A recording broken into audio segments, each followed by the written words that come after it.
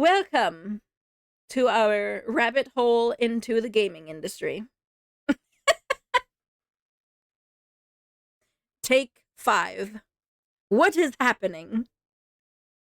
I just wish game devs would focus on making good games instead of pushing a message. Yes. I also wish they would be, less focused on making games feel like you're playing a real life human being in the real world with their graphics. And just and then it's 5,000 gigabytes big because of how graphically intense it is. just just make a good game. I don't care. Literally, just it can be a pixelated game. I don't even give a shit as long as it's good. Like literally Baldur's Gate in Act 3, which is the last act. Now, Baldur's Gate looks great. It looks great. But Act 3 was so bad, graphics wise. Not graphics wise, sorry, performance wise. Like, I almost wanted to stop playing. Now, I mean, obviously, I need to upgrade my computer. Jello's wasn't running as badly as mine was. But like, when he looked over at my screen, he was like, "How are you even still playing?" And I was like, sheer willpower to finish the game. Because, like, it was really bad. I mean, we obviously know the answer to this question. What is today's rabbit hole? The gaming industry seems to be consistently growing over the last couple of years and is expected to continue this upward trend. Why is it, then, that there have been so many mass layoffs recently? Why does it seem like so many gamers have been really disappointed in AAA games? So yeah. Obviously, you might have more questions, but these are just things that I tried to think of from the top of my head. Obviously, I wanted to start off with the very big topic, very recent topic, which is DEI in video games, and is it bad? And my opinion is no. For a very long time, in the games that I play at least, it's been pretty normal that I can create a character however I want, I romance whoever I want. Most of the time, these are fantasy worlds where anything is possible, and it really just doesn't make sense to insert real worlds into them. Real world things into them. On the other hand, if you do want to insert real world problems into these fantasy worlds, please make it make sense. Like, has to make sense. Games that successfully implement these kinds of things are the ones who just make it normal, immersive. Two men can get married because in this fantasy world, that's just normal, which is what we want. Equality. It's just normal. It's not like out of the ordinary. Nobody's going to give them a weird look because it's just normal. Like, with, like, if you guys noticed, but I, like, put on this side games that have been having those problems, and then on this side here, games that did it right, I would say. Baldur's Gate, it's literally just normal. You make your character, you can do whatever the hell you want, and it doesn't matter. The Sims 4, obviously. Coral Island, you can marry whoever you want, it doesn't matter. It's 100% the writing and how the character story is handled. Diversity in games, including things like sexual identity and racism, have been around for a long time and done well. So that there's an agenda. Yeah. Like, there's just a difference between a game where these things are incorporated properly and it just works and it, adds to the world, versus a game that's just trying to push an agenda and forcing it in there, and they didn't even bother to try and make anything make sense. Like, literally in Baldur's Gate, isn't there racism against tieflings? And they make it make sense. So yeah, like, oh yeah, I have a video. Why DEI is dangerous for modern gaming. They were born and it was dust. What's wrong, little one? My video. Watch my video. What the heck? What's your name? Pada. You're quite the fighter, Pada. Come, let me help you. What in the... Look. Pretty, isn't it? Perfectly balanced. This whole thing should be. Too much to one side, or the other. Here. You try. Wow!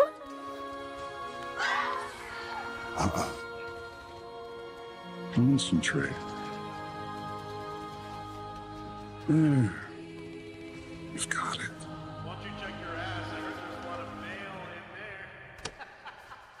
Thank you all so much for your incredible response to my last two videos. And also Damn. thank you so much, Asmongold, for the awesome encouragements. I'm gonna be honest. If this guy had 100,000 subscribers, I'd say that he deserved more, and he has 232. I definitely feel like it was a good idea to watch it. It was a great video. I've really enjoyed the Oh. conversations I've been able to have with a lot of you. And the the heck? most important thing about this for me is the fact that I'm having so much fun making these videos. Oh! Today, I What- want to dive What is into this? something What is this footage of me? What the heck? I believe is very important. Something that I didn't touch on in my previous videos. I've always believed in challenging my own views, playing devil's advocate against myself, and taking time to look at issues from multiple perspectives. That's why I Okay. held off on talking about this. I just really wanted to make sure I approach this topic carefully. I wanted to ensure that I have all the facts straight and that I represent the casual gaming community well. We're diving into a topic that's been stirring up quite a bit of controversy in the gaming world. DEI, or Yeah, like, same. I'm not very educated on this stuff. So, and obviously this is all just my opinion, just to put that out there. diversity, equity, and inclusion. For some, DEI is viewed as a positive step towards inclusive environments. Yes. However, others argue that it can actually stifle creativity and innovation in the industry. Today, Well, it depends on how it's implemented. I want to explore why DEI might pose to be dangerous for video games and the industry as a whole. This What's isn't just in a the- surface level concern. It's a systemic issue that demands our attention and critical thinking. Before diving into its direct impact on games, we need to first understand how it's shaping the gaming industry itself. To start, it's Okay. essential to understand what DEI initiatives aim to achieve. Put this stuff up to your higher ups. And if they don't see the value in what you're asking for when you ask for consultants, when you ask for research, go have a coffee with your marketing team and just terrify them with the possibility of what's going to happen if they don't give you what you want. At their core, these initiatives seek to create inclusive environments by addressing historical injustices and ensuring diverse representation. While I Okay. do believe that the intentions behind DEI are often noble, the implications can be quite serious. Many So, I just need to, like, talk because my brain is wanting to process information. To my knowledge, DEI in games just kind of means that you have white people, Asian people, black people, yellow people, red, all the, all the different cultures, races, gay people, LGBTQ, everything under the sun. This is what I assume DEI means in games. Green people. Hello, Alex. Yes, okay. Diversity, equality, inclusion. Yes, okay. Okay. Just wanted to make sure I was getting that right because, like, part of me sits here sometimes and I'm like, but all of that is in games. Like, I don't understand. It's been in a lot of games. So, what? Like, I don't understand why there's suddenly some uprise happening here when my brain is sitting here like, it kind of, like, it has been in games already? Like, what? What are you talking about? Many organizations, including game developers, have implemented DEI programs or have outsourced DEI consultants hoping to create more equitable workplaces. However, these efforts can inadvertently lead to divisive environments, where the focus on diversity usually overshadows other critical values like creativity and innovation. While it is important to acknowledge the lasting impacts of discrimination, there are also many examples of individuals who've overcome Hell yeah, Age of Empires, let's these go! obstacles through hard work and resilience. Figures like Frederick Douglass and Martin Luther King Jr. championed a vision where people are judged by their character, not their skin color, advocating for equality of opportunity, where success is based on merit, not race, gender, or background. Equality of opportunity ensures that everyone has the same starting point and access to resources, allowing them to reach their full potential based on their own efforts. However, DEI often shifts the focus to equality of outcome, aiming to ensure similar results for everyone, regardless of individual effort. This shift can have significant implications for the gaming industry and beyond. For instance, if game Sorry, I don't want to, like, laugh over him talking. Oh god. development teams prioritize diversity quotas over skill and experience, they may inadvertently hire less qualified individuals simply to meet those quotas. This could compromise the quality of the games produced and frustrate both creators and consumers. When the focus shifts from talent to demographic representation, the risk of creating a mediocre, less innovative product increases, as new ideas and perspectives may be overlooked in favor of fulfilling diversity mandates. Historically, movements toward greater equality have often focused on improving access and opportunity rather Yeah, I heard Overwatch was another one that did it right. than enforcing equal outcomes. Critics of the current DEI trend argue that by shifting to an outcome-based framework, organizations may lose sight of their original goal that so many incredible people have fought so hard to achieve: to provide a level playing field. Moreover, this emphasis on equality of outcome can create a backlash among those who feel that their own hard work and achievements are being diminished or disregarded. This tension can lead to division within teams and communities as individuals begin to view one another through the lens of demographic categories rather than as unique contributors. In summary, Exactly. Everyone starts suddenly having, like, instead of, like, working as a team, you're now, like, I don't even know how to explain it, but I know what I'm trying to say, I just don't know how to explain it. You're not really, like, looking at everyone as equals anymore. You start, like, sitting there and you're all just, like, individuals and separated and whatever. Don't focus on the skin color or heritage, focus on the talent. Yeah. Yeah.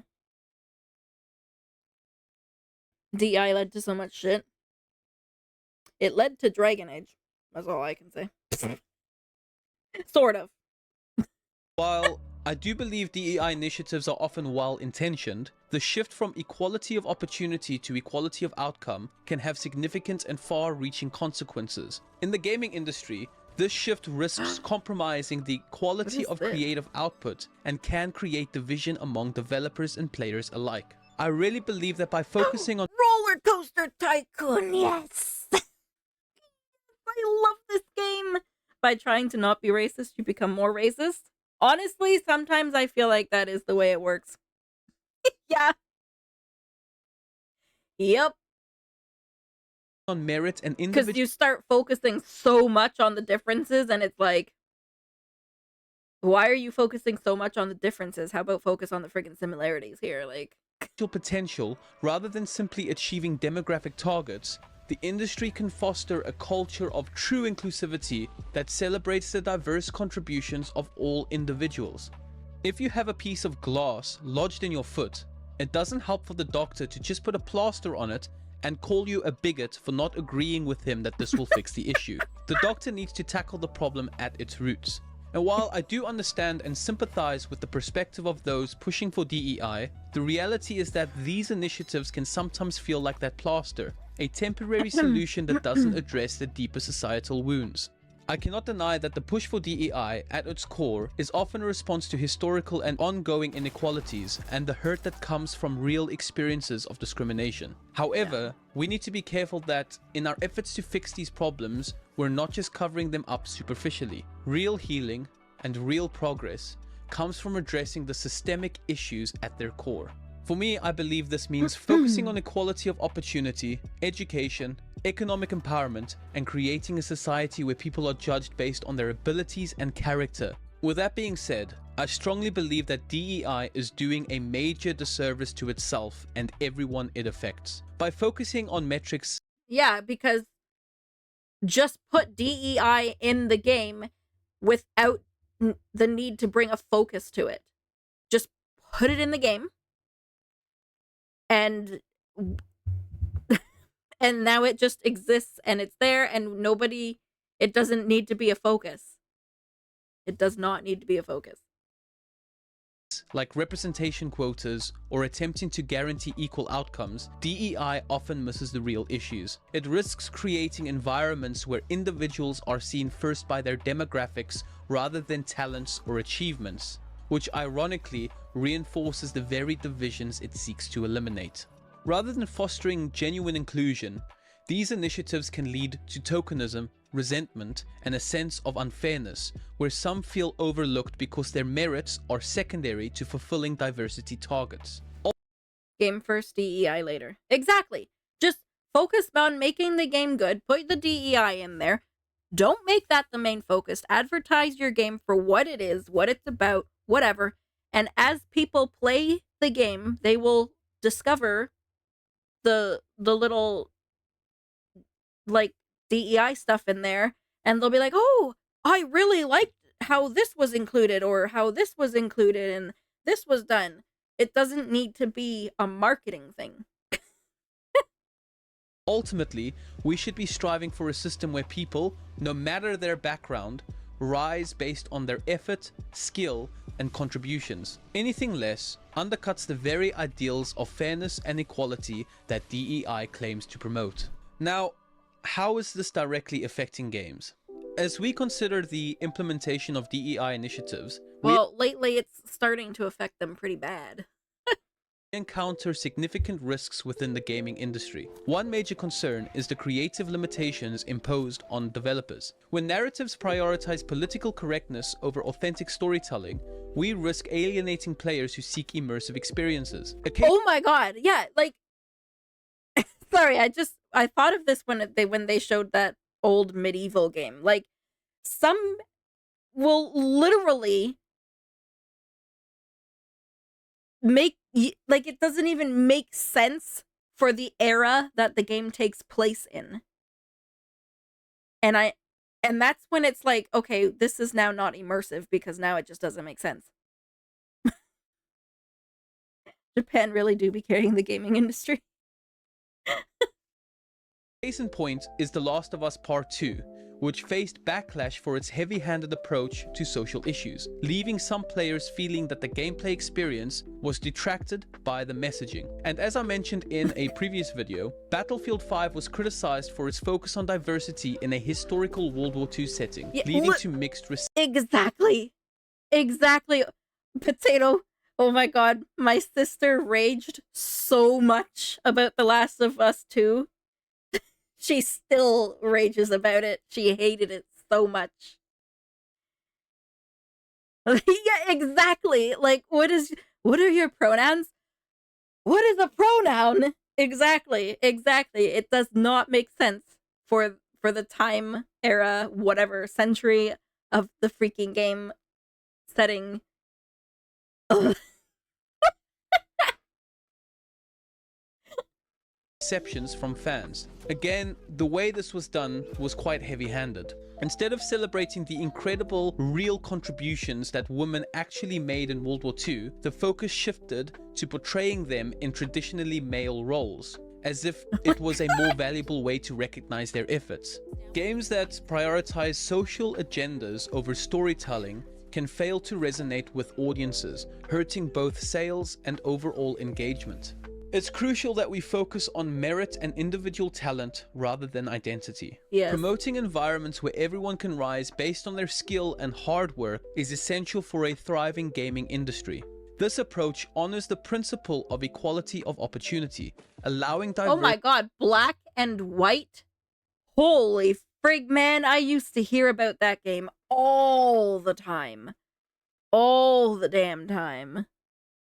voices to contribute without being constrained by demographic targets. When we celebrate achievements based on merit, we foster a culture that values innovation, creativity, and excellence over identity politics. An example would be the upcoming Assassin's Creed Shadows. Set in a rich historical context, the game promises an immersive experience. However, some fans worry that DEI-driven pressures could push the developers to emphasize diversities in ways that feel inauthentic to the setting. Instead of naturally weaving diversity into the narrative, there's a concern that these efforts might compromise the historical accuracy and storytelling depth that longtime players expect from the franchise.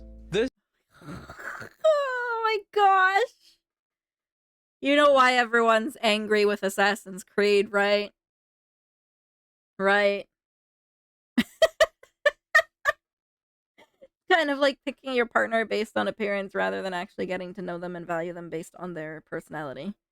Yeah, true. Very true. Potato.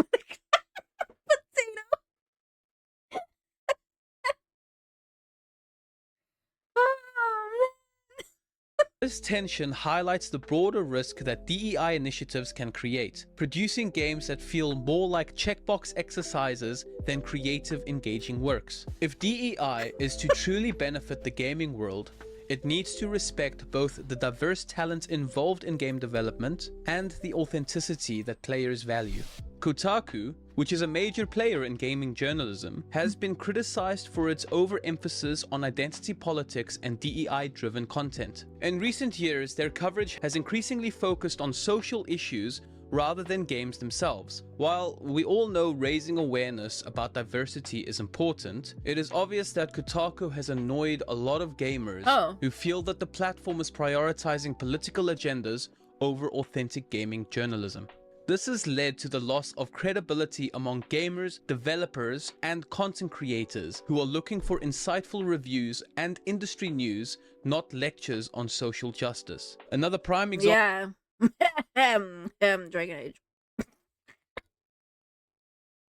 Example of this is Sweet Baby Inc., a consulting firm hired by Ubisoft to handle narrative development for their games. Sweet Baby Inc. is a DEI-focused company that promises to bring underrepresented voices to the forefront of gaming narratives. While this sounds like it could be a positive step, the result has been that some of Ubisoft's recent games and upcoming games have faced criticism for feeling disjointed or overly politically correct, prioritizing diversity checkboxes over coherent, engaging storytelling. Gamers have voiced concerns that Ubisoft's partnership with DEI-focused consultants like Sweet Baby Inc. has led to games that feel like they've lost their soul, catering to an agenda rather than their core audience. Far Cry 6? Was that a bad game? I don't know anything about Far Cry. In both these cases, between Kotaku and Sweet Baby Inc., we see the direct consequences of DEI initiatives. When diversity is prioritized over narrative depth or gameplay quality, the end product will always suffer, and ultimately so does the gaming experience. I am the crazed CEO of Sweet Baby Inc., the DEI-obsessed censorship mafia who is currently ruining and wokeifying all of the video games that you've ever played. One of the frustrations with how DEI is often implemented in gaming is that it can feel condescending, as if the people pushing these mandates assume that gamers like me lack the intelligence or critical thinking to engage with complex social themes on our own. It sometimes comes across as though we're being spoon-fed ideas in the simplest, most heavy-handed ways. Yeah, like they're talking to you like you're literal children. Hell yeah, Rugrats, let's go! What is with the legs? Why her legs are actually not even attached to her body? Do you guys see that? It's almost like they're treating us like toddlers in a preschool rather than being a community filled with diverse, thoughtful players. Take, for example, the Apex Legends Season 12 trailer, which showcased non-binary and LGBTQ+ characters. While I can understand you're trying to create representation, many players felt that these additions were more about marketing tactics than natural character development. This tick-the-box approach not only feels disingenuous, but can detract from the immersive experiences that games are supposed to offer. Transitioning. That was sort of hard. In conclusion, while DEI may have well-meaning intentions, its execution almost always misses the mark. Exactly, you have to execute it properly. That is the most important thing. Casual gamers, developers, and content creators, we must critically assess these initiatives and recognize their potential harm to the industry we love. The shift from equality of opportunity to equality of outcome risks stifling creativity, alienating players, and ultimately harming the quality of games. Let's foster a culture that values individual talent and creativity over identity politics. By doing so, we can ensure that the gaming industry continues to innovate and thrive without being hindered by divisive narratives. Yes. Guys, thank you so much for watching and listening to me meander about DEI and my perspective of it. I really appreciate it. If you found this discussion valuable and would like to see more or hear more from me, please do subscribe. Also, do let me know your thoughts in the comments as well. How do you feel about DEI in gaming? Again, I also want to say thank you so much for all the support I've received, and a very special thank you to Asmongold for encouraging me on my last videos. Hell yeah. We are moving on to the elephant in the room. That is Dragon Age the Veilguard. Now, I had this game on my wishlist for like a really long time, obviously, because I freaking love Dragon Age. I was so excited. And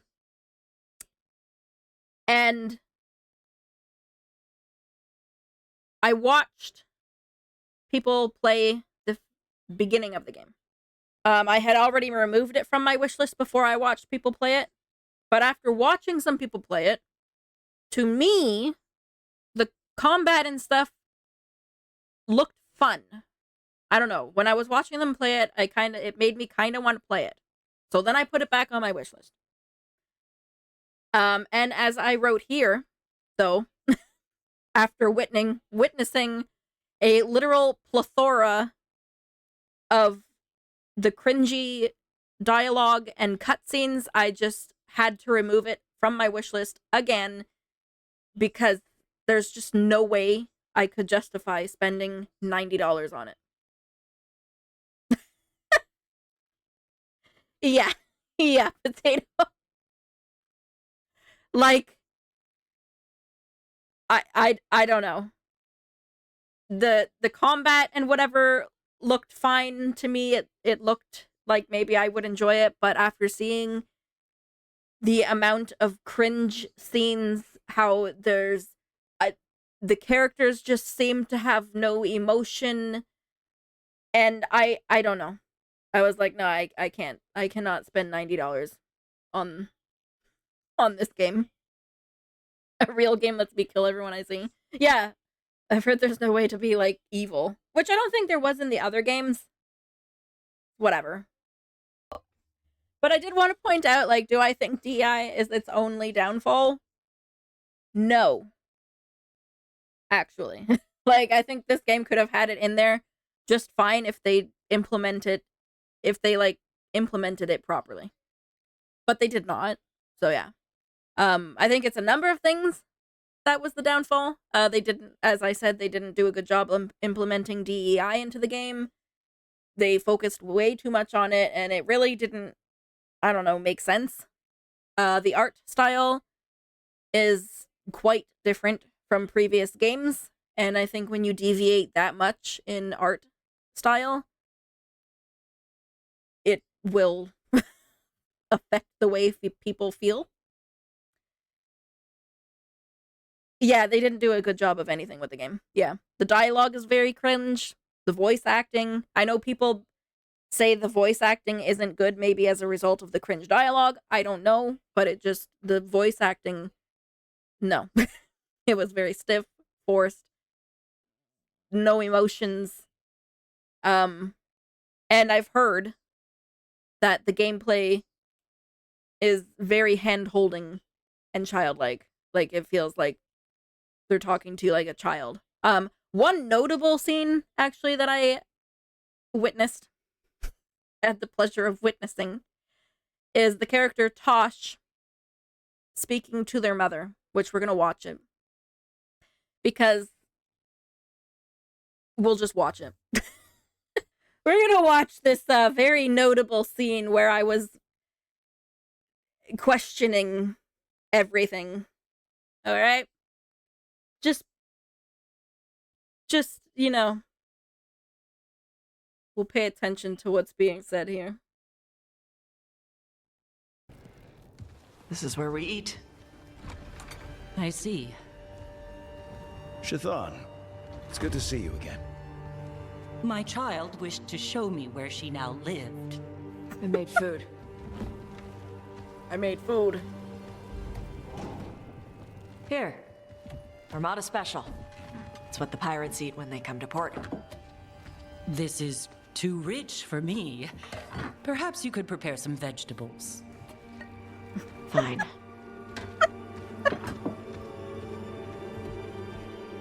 A few weeks in your company, and my child has lost what little civility she had. Okay.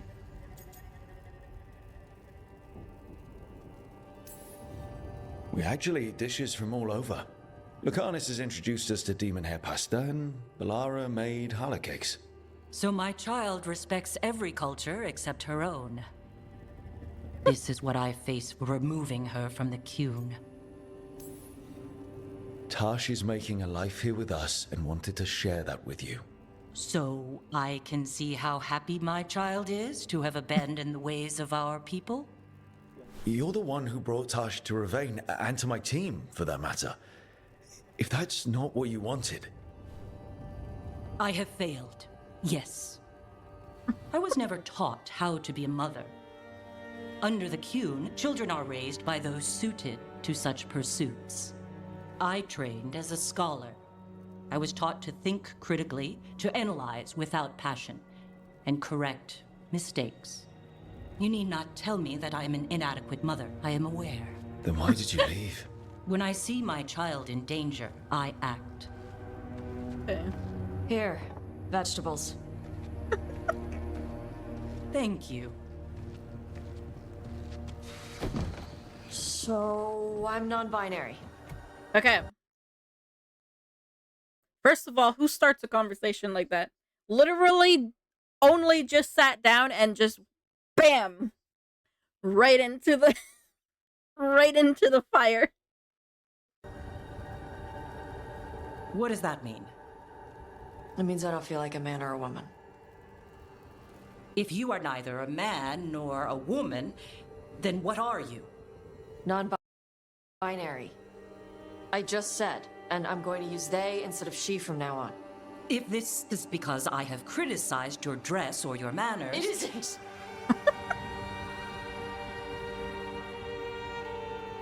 Under the Qun, the term for one whose gender does not match the one given to them at birth was a Qunathlok. Perhaps you are like that. Why do you have to keep picking at it? Why can't you just be happy for me? Evatash, Chakra Toebra. So I'm supposed to struggle with who I am? Even if I don't feel like I fit, even if I feel wrong? No, you misunderstood. Then say it better! Why am I never enough for you? I will go.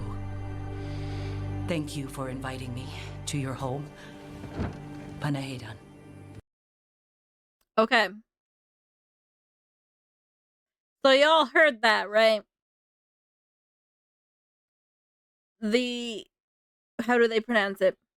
Qun? Literally have a term for people who do not identify with their gender.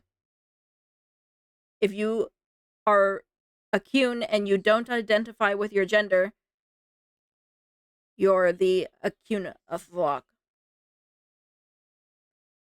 So, to me, it makes no sense that Tosh was even feeling this way, because they literally have a thing for it in their culture. I could not comprehend what I was listening to here. And then Tosh is just like, well, say it better. Like, okay. What? Hello, Zayak? Zayak? But I am non-binary. Yes, we have a thing for that in our culture. Mm-hmm. It already exists, so I don't understand why you even feel this way. Like, I don't get it. I seen this scene and I had to watch it like a couple of times. Because I was like, what is happening? They literally erased Tosh's whole thing by having this scene. Like, oh man, I wish I could compare. Like, I don't know. It's like, I don't even know how to explain it. I want sugar. Oh, okay, we have sugar, here you go. Oh, it's not the right kind of sugar! More cringe dialogue. Only, like, 7 minutes. Feel like a part of you?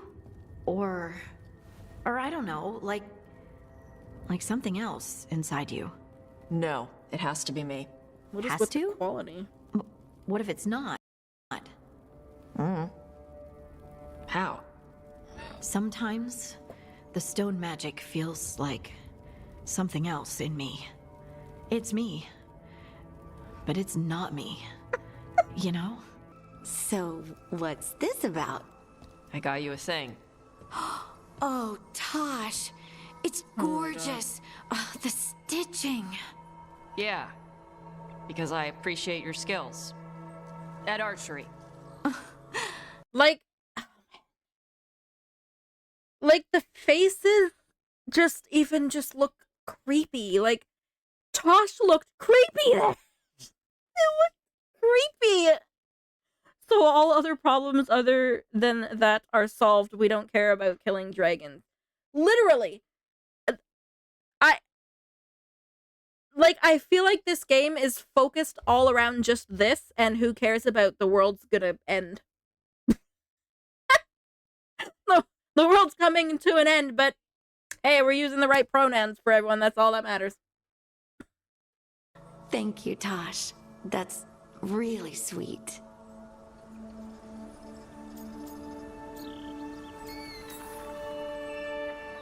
You're really nice.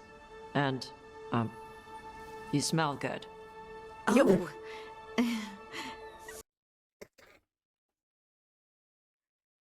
You guys are taking notes, right? This is how you flirt. This is how you successfully flirt. Thank you. Really good.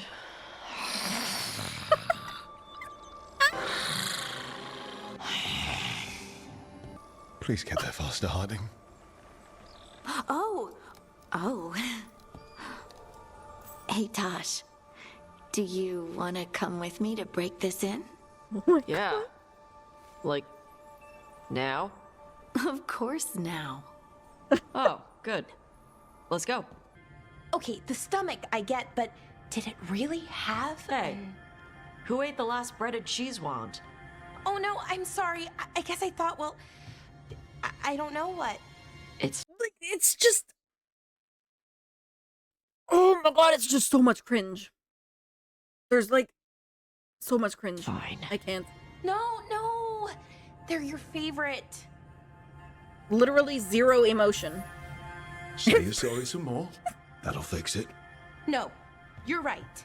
I'm pulling a barv. When you are at a battlefield mosh pit sweating and fighting your ass off, and then you accidentally misgender your deadly enemy. They're like about to friggin' hack your head off, and you call them a dude or something, and they're like, I'm before I hack your head off, you have to say she.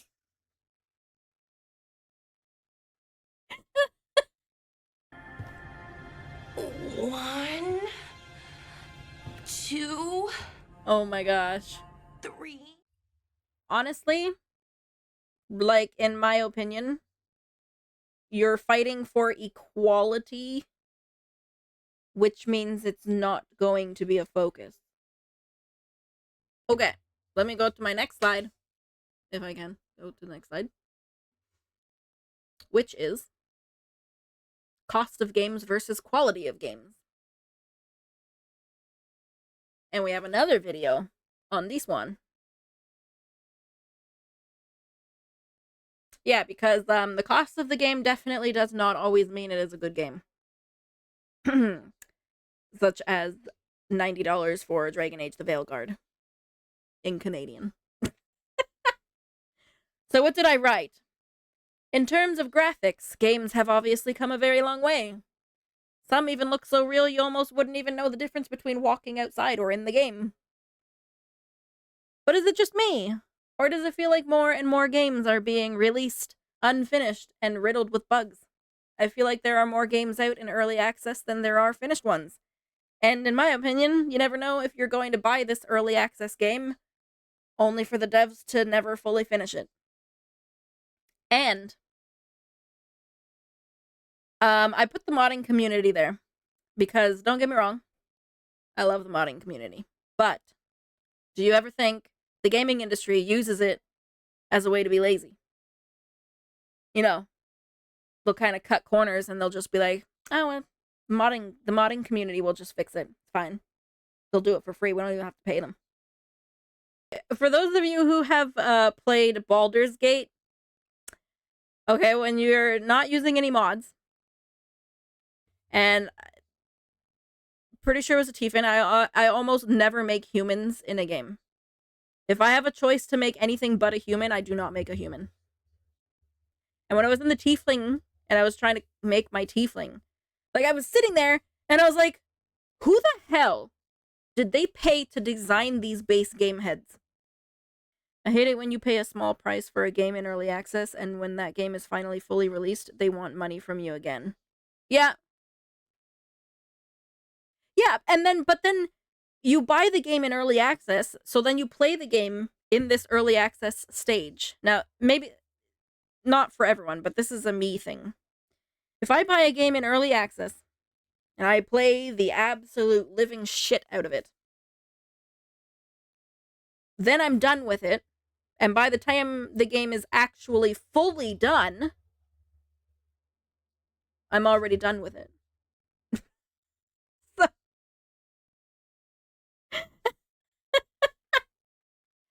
Yeah, Zayak. Wow. Raft. I also know that Disney Dreamlight Valley was boasting how they would be like a free-to-play game or something. And then when they ended up releasing it, they were like, oh, by the way, we're charging for it now. Something along those lines. Not too sure because it was fairly long ago. But yeah, they did something like that. I do not remember Spyro looking like that. Holy shit. I swear I remember Spyro looking like this. Goes to show how friggin' graphics have...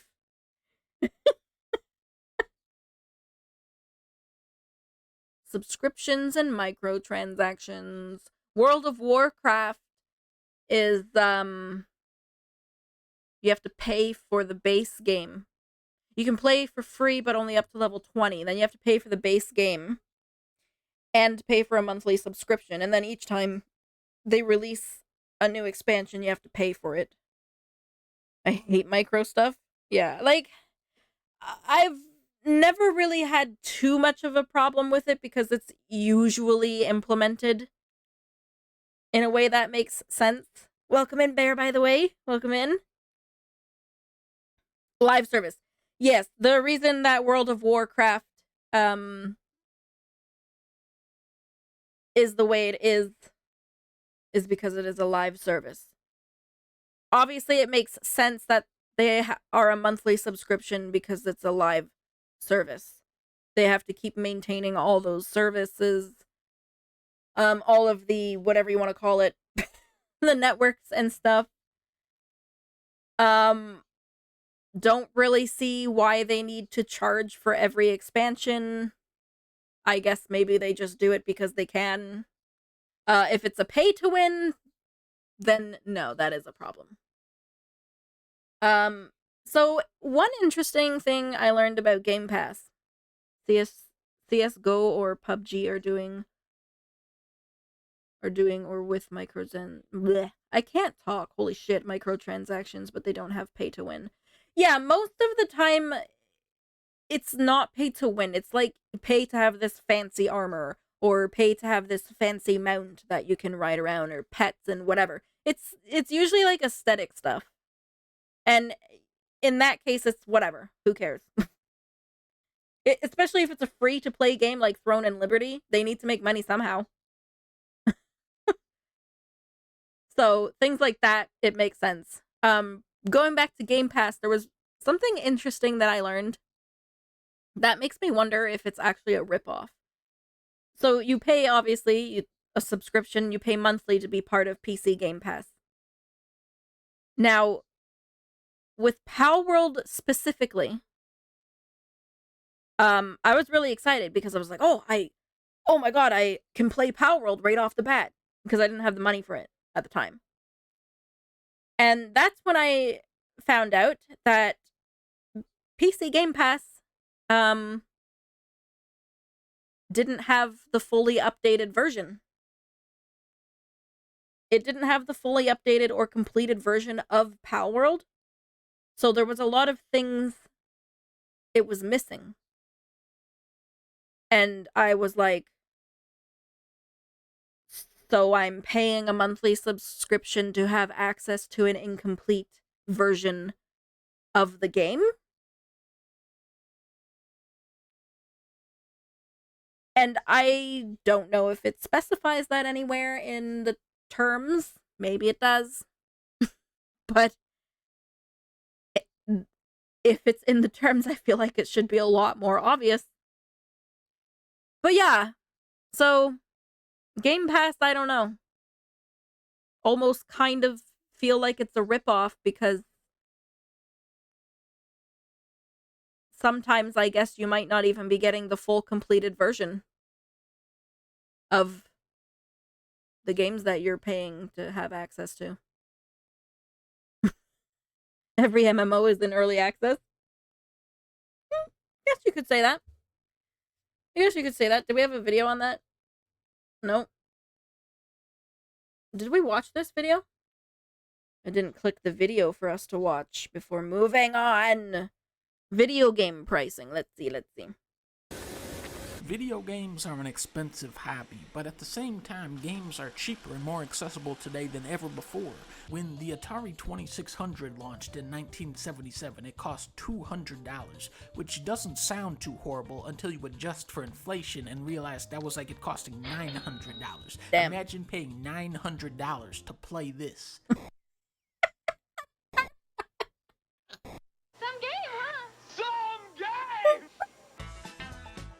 $60. This is what you expect to pay for. I wish our games were $60. Ours are $79.99 plus tax, which makes it $90. Brand new AAA video game. But where did this price come from? Well, in those initial Atari days, games were going for $20 to $30. So pretty good deal. Wait a minute. What the fuck? $120 for Plague Attack? Oh no! $120 to play Oink. Oink, ladies and gentlemen. $120 to play Tax Avoiders. Why did you have to avoid paying your taxes? Because video games cost $120. God damn. Jump to NES times. Games are now $60, which was like $150. Jesus Christ. However, that price point would remain at $60 going into future console generations. So while the value of the dollar dropped, video games were subtly becoming cheaper with each passing year, except when they try to sell Turok for $80 for Turok. What? There better be over 80 dinosaurs in this game. So, okay. So then why does it feel like video games are so expensive these days? What? $60 is still a lot of money today, but for a top-of-the-line video game that you are going to play and enjoy for the rest of your life, a work of art that developers poured years of their lives into, $60 for that?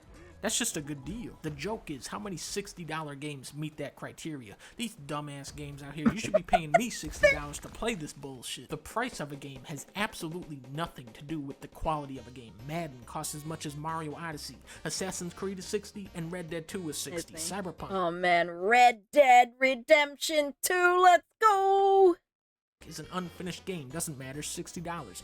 Doom Eternal is one of the best shooters of all time, also $60. It's like if you walked into a car dealership and you could buy a Rolls Royce for the same price as a used PT Cruiser. Where it gets even more absurd is when you take into account indie games, Celeste, Cuphead, Sonic Mania, Inside, Gungeon.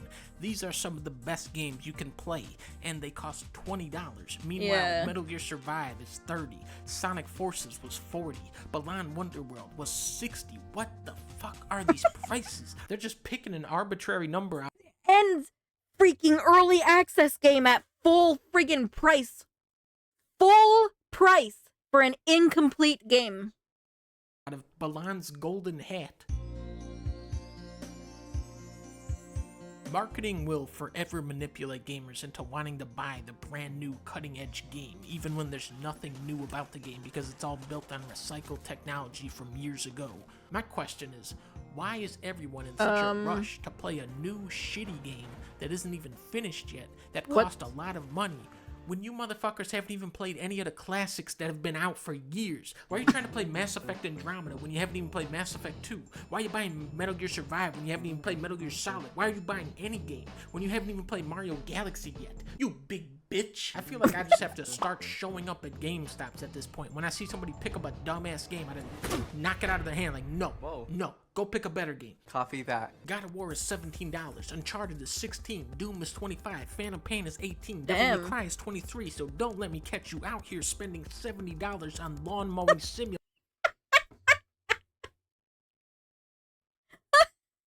On lawn mowing simulator? What?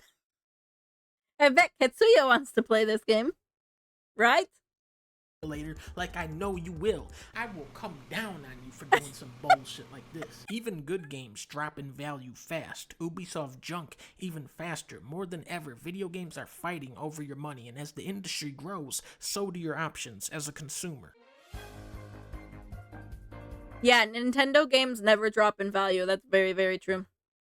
Never. Now, when I said games drop in value fast 2 seconds ago, I was talking about every game that isn't made by Nintendo. Yeah. Nintendo games are expensive. Skyward Sword is a 10-year-old Wii game, $60. Mario Kart came out in 2014. Doesn't matter, $60. Why are they so expensive? Because it says Nintendo on it. Nintendo is the name brand in video games. They have 1, 2, 3, 4, 5 games, which could be considered the pinnacle of their genre. Not to mention 3D platformers, which you might as well just call the 3D Mario game genre at this point. Not only is Nintendo... I mean, to be fair, I'm pretty sure most of the games Nintendo release are always very good. To my knowledge. I could be wrong. I don't know. I've usually enjoyed all of the Nintendo games that I've played. Full price for early access game is still better than a bugged game where each DLC costs the same as the basic. That's true. That is true. Yeah. Yeah. The best game developer today, but they have been for 4 decades. And this is how they get away with selling Kirby for $60. Nintendo games are not Animal Crossing! Hello, lamb! Hello!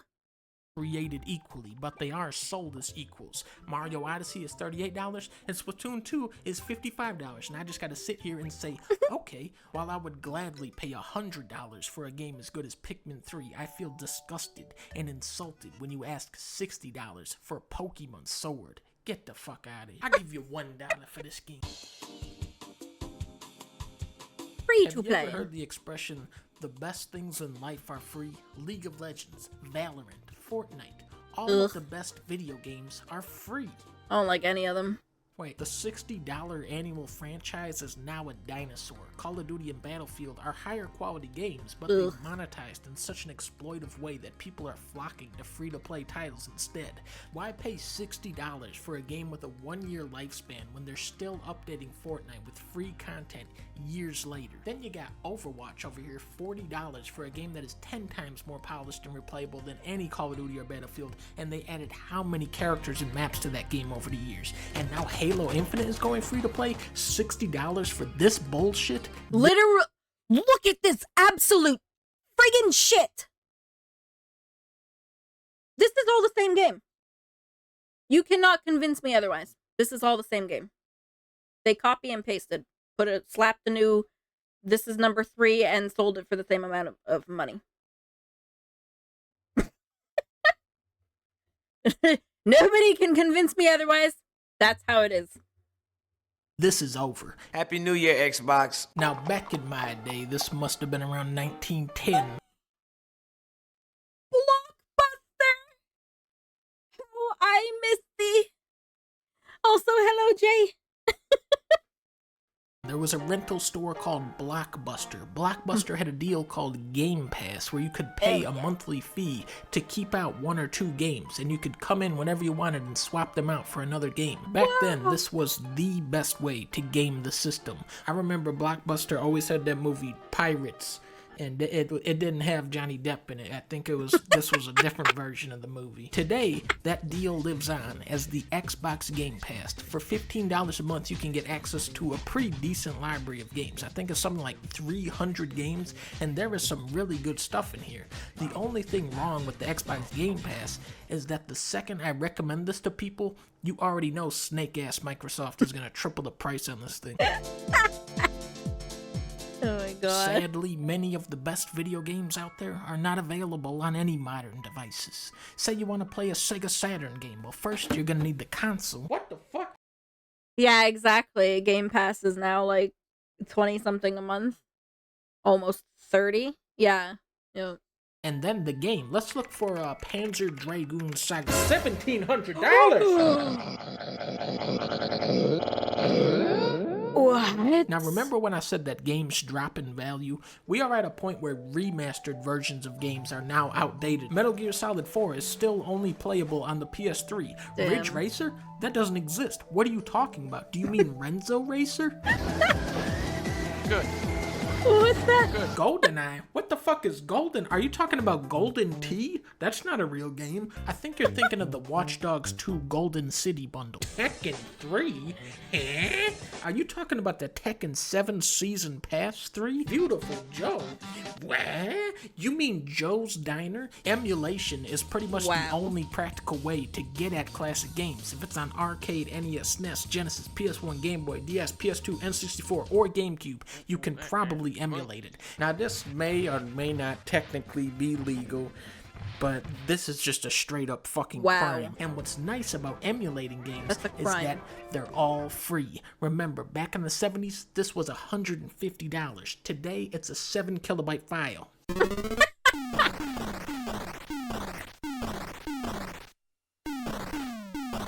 Wow. Are cheeseburgers really this bad for your teeth? The next slide is about physical game copies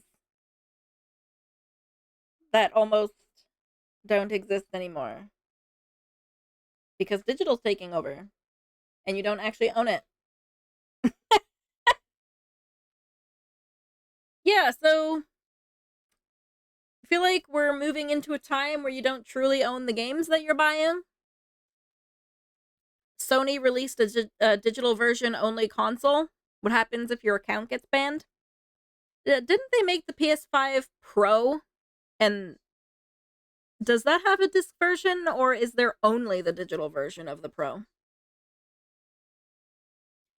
If Steam went down, what happens to all that money you spent on all those games? Not only that, but if the companies are saving money on not having to produce physical copies, then why are game prices increasing? think about all the money that would go into them having to produce physical copies of the games. They have to pay to have the disc created. They have to pay artists to create the art for the CD, art for the cover of the CD case that they will put it in, everything.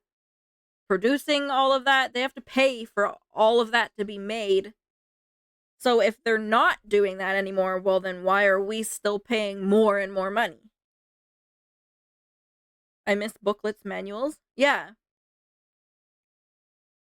Yeah, and DLCs are full price, are full game price.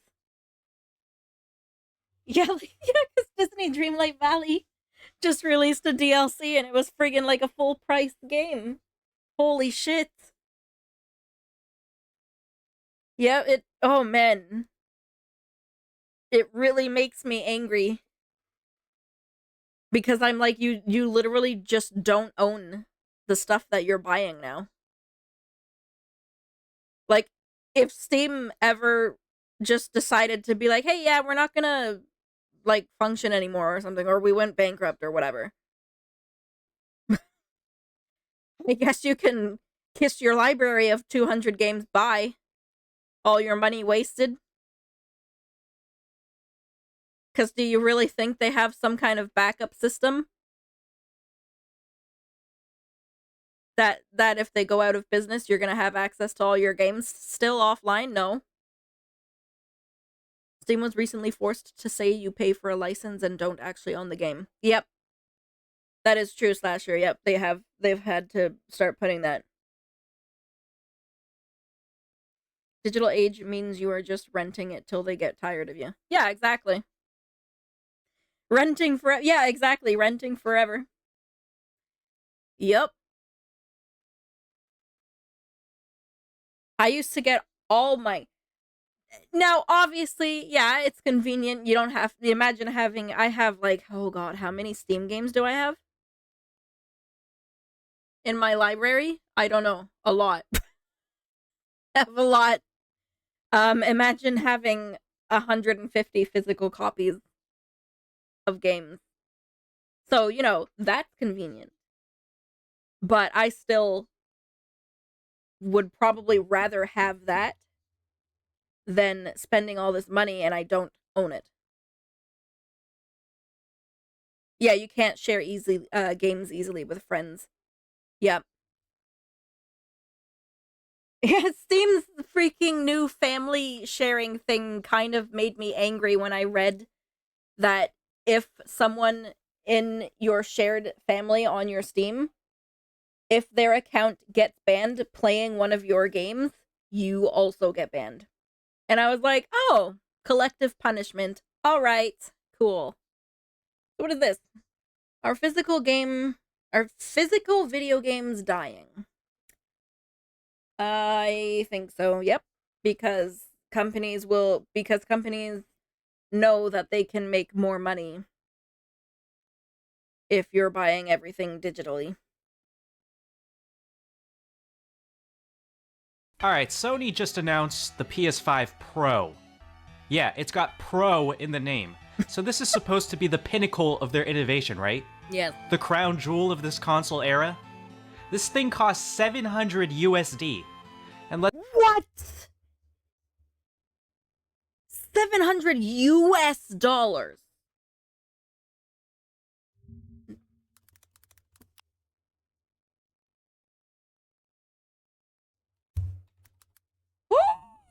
That's almost 1,000 Canadian. That's insane. Exactly, Tippy. Welcome in. What the frig is this? Go away. Okay. Hello, Tippy. Yeah. If you're gonna pay $700 for a console, just get a freaking computer. Oh my gosh. And does it even have a disk drive? let's see here. It doesn't have a disk drive. No, come on. Really? Are people actually buying this?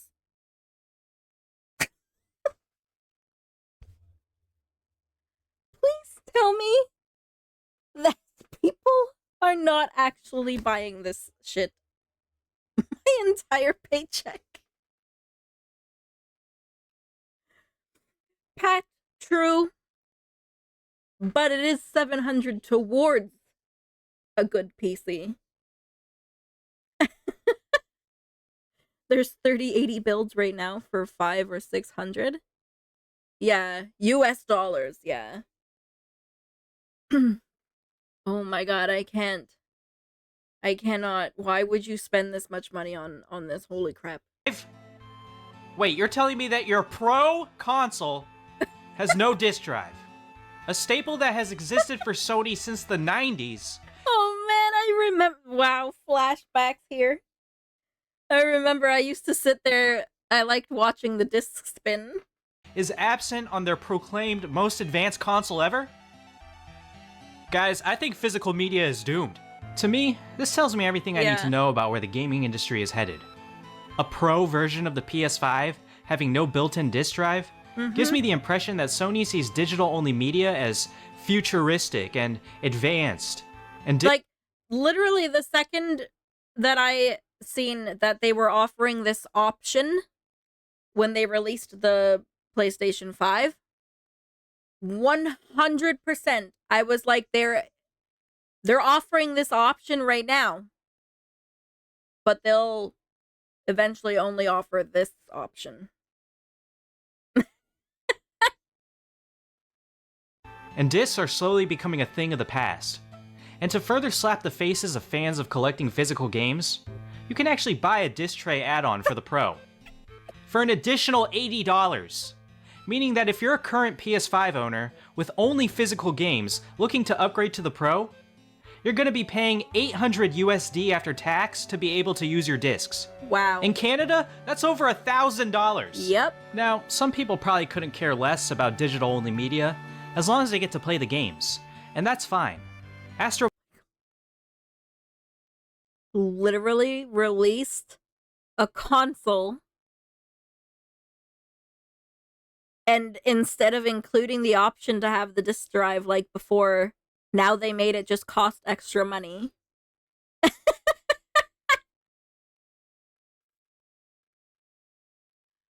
Okay. Astrobot is still available to play regardless, and that's great. It really is. But consider the idea of game preservation and ownership. Having a physical collection that's yours forever, that's immune to the digital versions of these games getting pulled by developers at any time. They're going back to CD technology because they can hold more data, and CDs are rippable. It's what killed the Dreamcast. They're not going back to CD technology. You literally have to buy a vertical stand for the Pro? What? Oh, yeah. They're not going back to the CDs because, yeah, there was a video that we watched before. They are going back. They use DVDs now. Oh.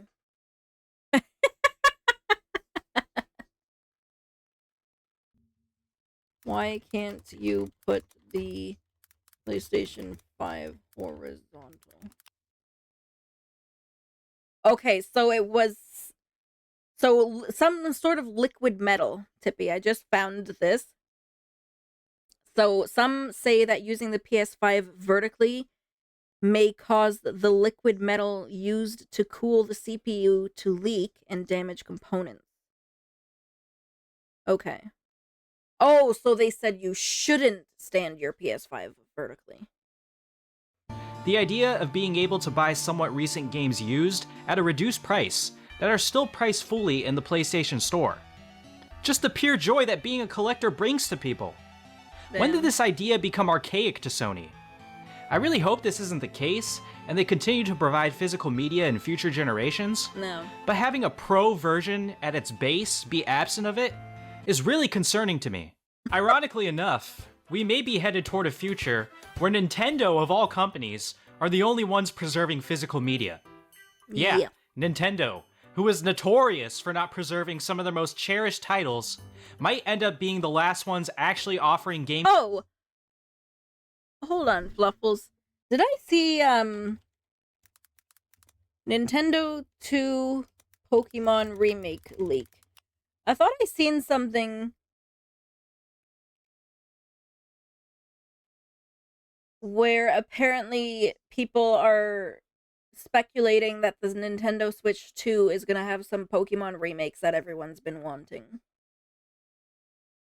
Not sure how true it is, obviously. I didn't really look into it. Game carts that you can put in your console. You know these little fucking things that taste like shit if you try to eat them? Yeah, these just became a precious commodity. These will be like gold to people. And I say this because as stubborn as Nintendo is on many things that anger fans, it's that exact stubbornness and traditional philosophy that will make them continue offering physical games to consumers for years to come. I know that these old Japanese men will not succumb to the digital-only uprising. It's crazy to think that this is the world we're headed toward. My childhood mind truly cannot comprehend such a reality. Yet here we are. So, in conclusion, it feels to me that the gaming industry is headed into uncharted territory, and I really don't know if it's going to be an era that is best for the gaming purists. The people who not only love playing, but collecting and preserving for themselves, and maybe even their kids one day. And while this is currently me just speculating based on what I saw with the PS5 Pro, I've never really felt more concerned than I have now. So, let me know your thoughts in the comments. Do you agree with me that we're headed in this direction? Yes. Or do you think the outcome will be different? No. As always, thanks for watching, and expect more content from me now with the new Nintendo console on the horizon. I'm excited to fully be back for this new era, and I really appreciate all of your patience. Have a great day. Deuces. Headed in the direction of digital. Why would they make the PS5 Pro without a disc option? Okay. They put the disc option there for an extra $80. Now, this I don't have a lot of knowledge in. The massive layoffs that have been happening in the past 2 years. But I know, obviously, it's a big concern to a lot of people. You know, to me, I just wonder, like, if the gaming industry is continuing to grow, well, why have there been so many mass layoffs? A lot of sources I've seen say that they are still blaming the pandemic. But I mean, how true is that? Like, did they really, in the course of the pandemic, which was like, what, a year and a half or 2 years? Did they really hire that many people?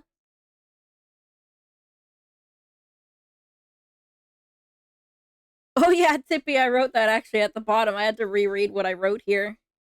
Yeah. Maybe because AI has also, over the last couple years, been growing. Maybe that's the reason. COVID is a cope at this point. People spent tons on entertainment during the pandemic. Yeah. I agree. Literally everyone, oh, it was the pandemic. Oh yeah, it was COVID's fault. Yep. 2023 was touted as one of the greatest years in gaming, with major releases like Zelda, Tears of the Kingdom, Spider-Man 2, and Starfield all released from the big three publishers, plus plenty of other third-party hits. There were more great games last year than we knew what we could do with. Meanwhile, there have been close to over 6,000 layoffs across the game industry in the same time, impacting companies like Bungie, Epic Games, and more. That figure is already nearly matched in January 2024. The primary reason for the huge number of redundancies isn't because of something that happened in the last 12 months, but a trend that's steadily grown for the past 2 years. Back in 2021, the biggest video game announcement wasn't a new sequel or shiny new title, but instead Microsoft announcing its plans to acquire Activision Blizzard for $69 billion. It's about time. Indeed, the biggest news stories from 2020 to 2022 were less about what games were coming out. If anything, they were all being delayed, and more about which studio was the next to be bought. During the COVID years, mergers and acquisitions were the next big thing. Take Embracer as an example. It made acquiring companies a big part of its brand. So much so, it seemed like it acquired more studios than it released games. And for a time, that strategy worked. Embracer might not be a household name, but it certainly took an oversized share of headlines. So Embracer acquired Crystal Dynamics, Square Enix. Embracer buys the rights to make games, movies, and more. Embracer, what is the company that now owns Tomb Raider? Okay. Lines in 2022. First, with meme-worthy acquisitions like THQ that led to people suddenly caring a lot about Destroy All Humans. Before moving on to big fish like Tomb Raider developer Crystal Dynamics and Gearbox, the studio behind Borderlands. It also acquired the video game rights to The Lord of the Rings. You are my monster now. But ask any business analyst and they'll say mergers and acquisitions, or M&As, almost always lead to layoffs and office closures. So fast forward a year, and after years of expansion, Embracer's future isn't looking quite as bright. The Swedish megacorporation announced it's permanently shutting down Volition, the historic studio behind Saints Row, and is exploring options for Gearbox, potentially selling the Borderlands developer for $1.4 billion, less than 3 years after it was acquired. That same Activision Blizzard acquisition, well, Microsoft announced 1,900 layoffs primarily from those teams just this week. Wow. Embracer was, for all intents and purposes, a ground zero for everything that could go wrong with an M&A. As it turns out, the company was hoping to land a $2 billion investment, later reported to be the Saudi investment fund, to help make its spending spree make sense. That deal never went through, and the sudden loss of $2 billion meant Embracer had to quickly jettison some of its pricier purchases. With Volition gone and Gearbox likely following suit, if I were Crystal Dynamics, I'd be thanking Amazon for inking a deal to produce a bevy of movies and shows based on my most famous video game character. What will I become? Even Epic, which has enjoyed enormous success with Fortnite, has made layoffs. A significant chunk of Fall Guys studio Mediatonic, which it acquired in 2021, will let go last year. Plus it sold Bandcamp, its music storefront, even though it was only acquired in 2022. And Bungie, which was acquired by PlayStation in 2022 for $3.7 billion, made close to 100 layoffs across key divisions like art, music, QA, marketing, and community. Damn. Of course, not all of these layoffs are the result of acquisitions. Ubisoft, BioWare, Team 17, and Creative Assembly have undergone layoffs as part of cost-cutting measures. But if you're wondering why there are suddenly so many layoffs in the games industry during a time of such robust releases and financial gains, the timing between the last 2 years of acquisitions, as well as the overhiring sprees, and the recent cutbacks can't be overlooked. As big news as acquisitions are, they've historically come with consequences, which made the past couple of years of back and forth between PlayStation and Xbox over which company could acquire more studios strangely grim. For amidst the excitement of wondering what Xbox could do with Activision Blizzard or PlayStation with Bungie, loomed the knowledge that M&As don't end well for all employees, no matter what their new parent company says. Looking back, the acquisitions rush of the COVID years were always going to be a double-edged sword. M&As are a messy business with both good, like potential collaborations, safety for some teams, and bad, as we're seeing a lot recently. It feels especially callous for so many layoffs to happen in a year when video games are shining so brightly. And the layoffs are sabotaging what should be a feel-good year for games as the industry bounces back from 2 years of the pandemic. Laying off employees just as the games they've toiled on are being released is particularly grim. The silver lining in all of this is studios like CD Projekt Red, which are preparing to unionize to stave off any potential layoffs. And that feels especially warranted given the success of Cyberpunk 2077 Phantom Liberty. This is it. Trust me. You know I do. Teams across Activision, EA are preparing to unionize as well. Whether this will improve the games industry is too soon to say, but it's great to see the workers in the industry try and wrestle some power back for themselves after such a roller coaster year. As 2024 continues, we'll likely see even more impact on the video game industry. To stay up to date on the latest news and more, keep it here on IGN. So, other companies gaining.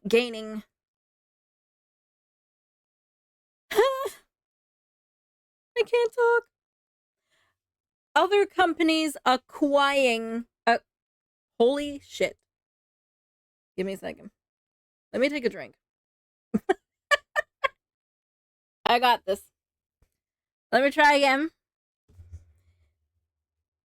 They're saying that the reason for so many layoffs is because of companies acquiring other companies. And when that happens, there's usually a lot of layoffs. Because I guess they're acquiring this other company. They don't need that many employees that came with it. So bye-bye.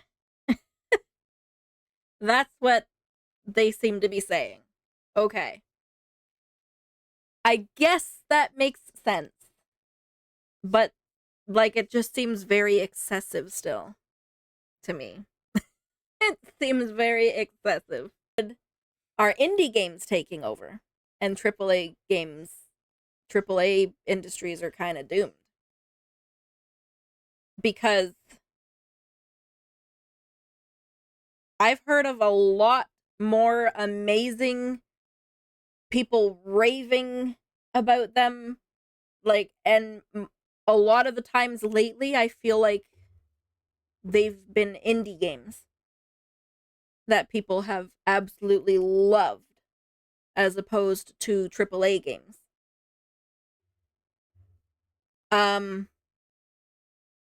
So could they possibly be the way of the future? For me, personally, I have found myself playing indie games almost exclusively.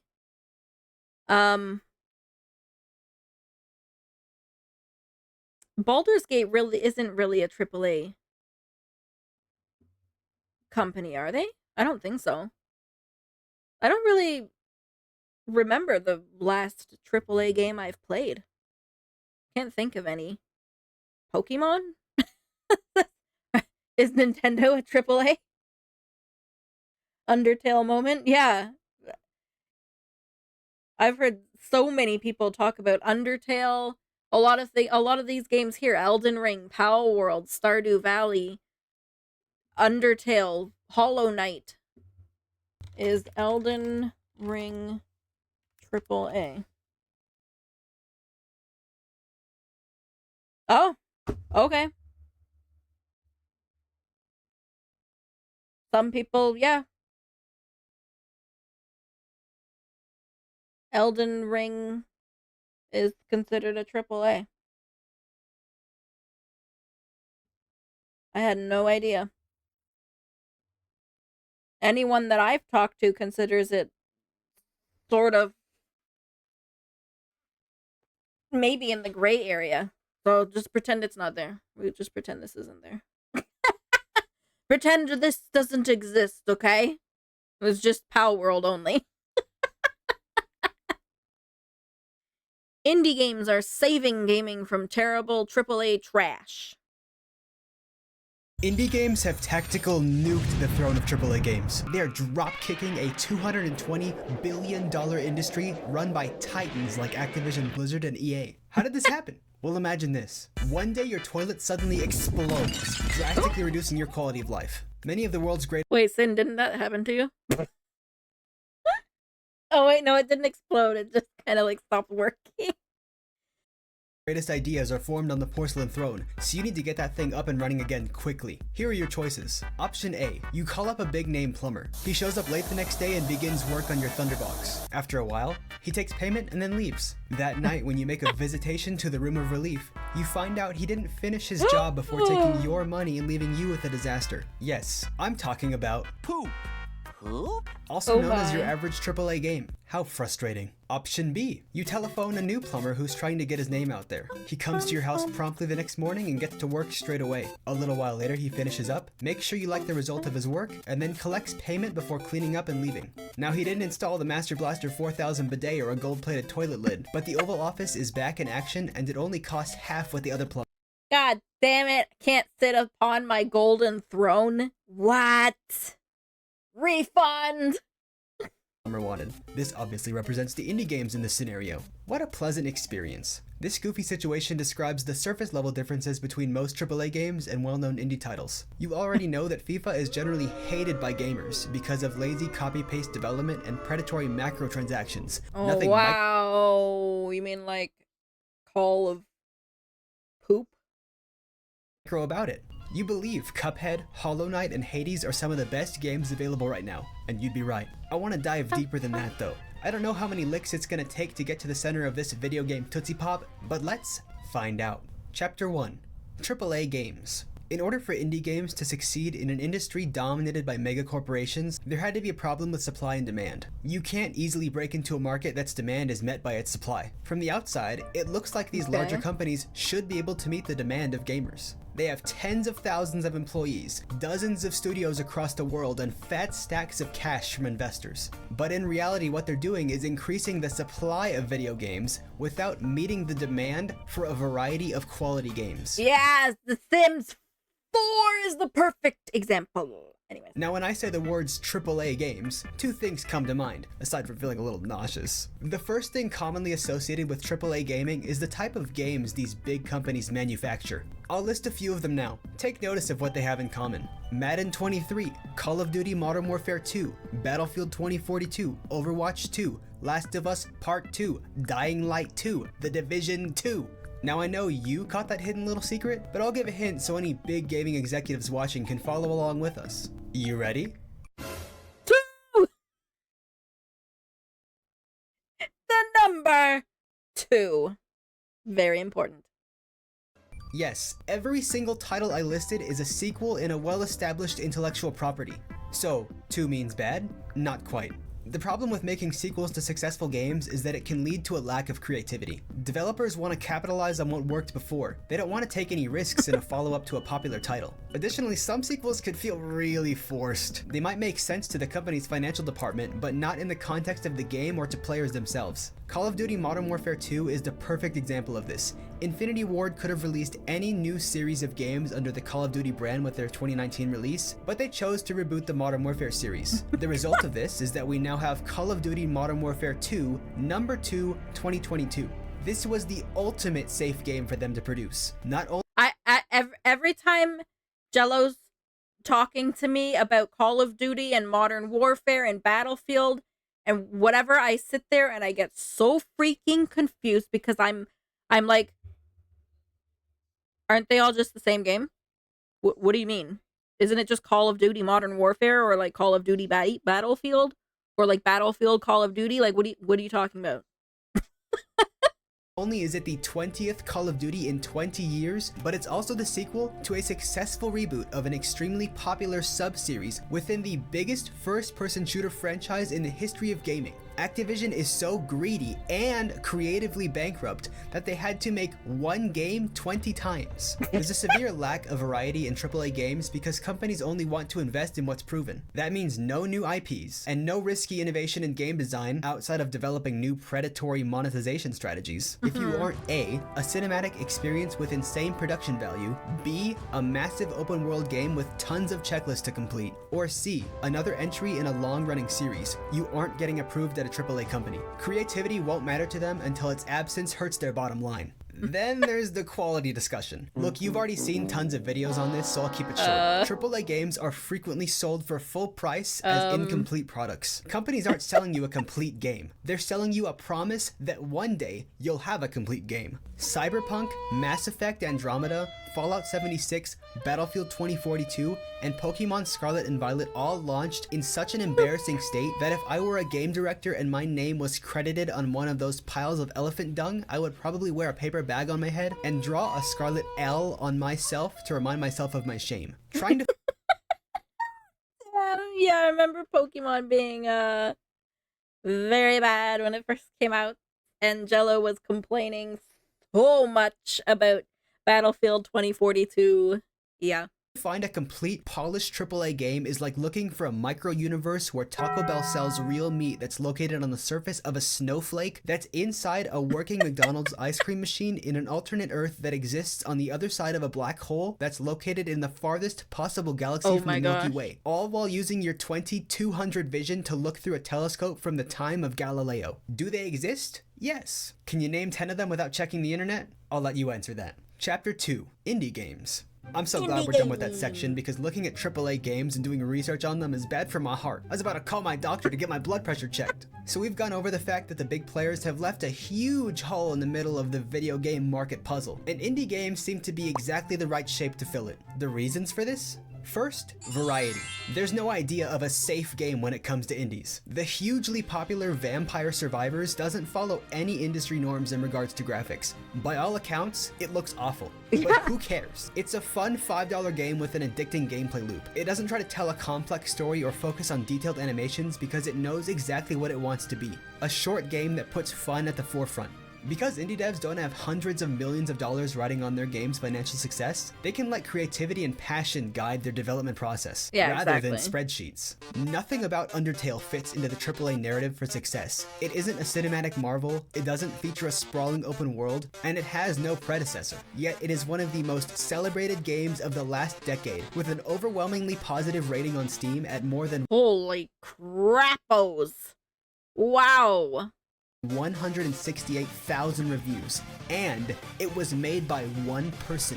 Oh, you don't want an innovative RPG that subverts expectations? Well here, take this open world Viking game. Get that garbage out of here, I meant this one. Valheim.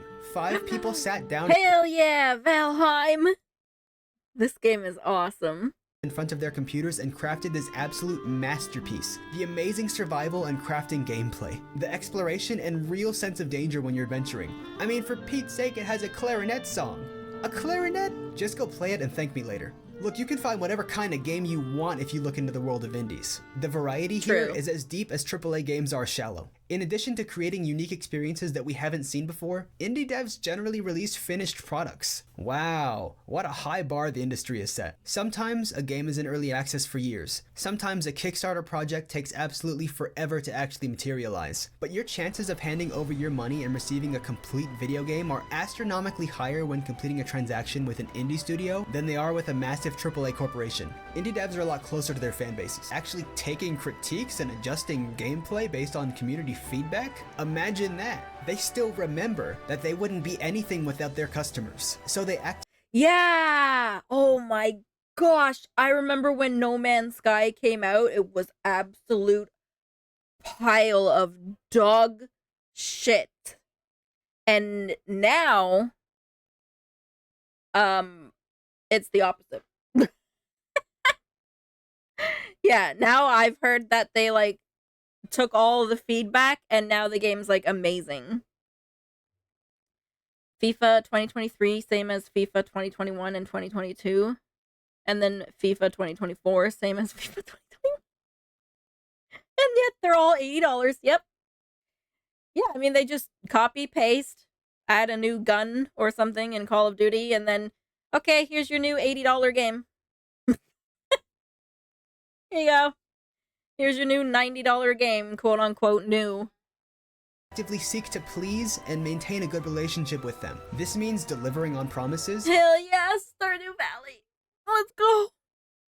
Releasing games in a good, playable state, focusing on elements that their players actually love and care about rather than trying to get mass appeal, and responding to player concerns. Games like Hades, Terraria, and Stardew Valley are absolutely dripping with quality. Terraria. They can't hold their massive quality in, it's bursting out. You can tell how much these developers strive to make the best possible game they can for their players, and the results speak for themselves. Indie games like Hollow Knight have more care and polish in them than an entire library of modern AAA releases. You don't have to look very far to find an indie game that'll satisfy your unique desires as a gamer. You might like vastly different things than me, but we can both find games that match our interests. Now I want to say, not every AAA game is bad. Elden Ring, God of War, and Hogwarts Legacy are all games released recently that are absolutely— Oh man, I need to finish Hogwarts Legacy.